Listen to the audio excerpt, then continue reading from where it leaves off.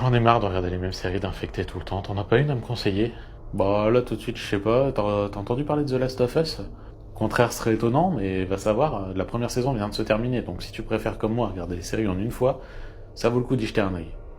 La série qui est adaptée du jeu de Naughty Dog? Non, je l'ai pas vue, j'en ai beaucoup entendu parler, souvent beaucoup en bien d'ailleurs. Bah là pour le coup, elle peut se targuer d'être une bonne adaptation, en plus d'être une très bonne série post-apo.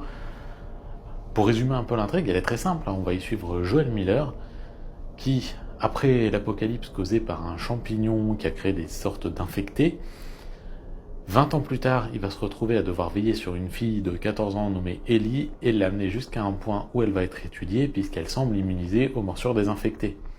Globalement, c'est assez simple comme pitch, mais c'est parfaitement efficace dans l'histoire. Mais c'est parfaitement efficace là en l'état.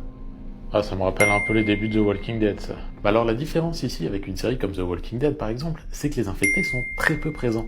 Il y en a vraiment très peu durant la série, c'est d'ailleurs un des reproches qui lui sera fait assez couramment.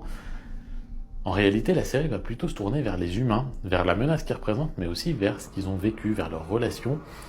Il y a des épisodes qui vont être basés uniquement là-dessus. Pour beaucoup de monde, l'épisode 3 par exemple est un véritable chef-d'œuvre, et je suis d'accord avec eux. Il y en a d'autres qui sont tout aussi bons. Certains le sont moins par contre, et généralement quand ils s'écartent de ces relations humaines, ils sont globalement moins intéressants. Pour autant, il y a plus de la moitié des épisodes qui sont vraiment très réussis. Alors évidemment, contrairement au jeu, il y a beaucoup moins d'affrontements avec les infectés. Le jeu se base énormément sur la peur que peut produire le bruit des infectés qui s'appellent les claqueurs.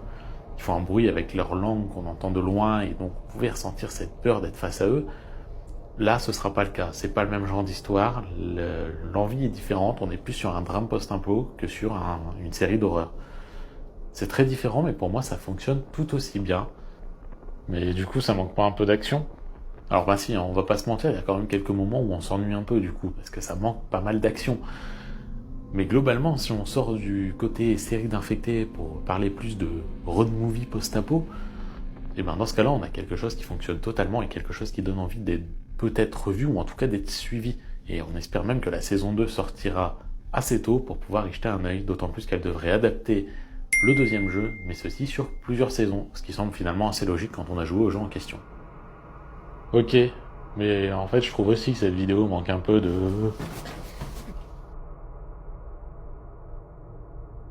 Impressive was the fact that I didn't turn into a monster.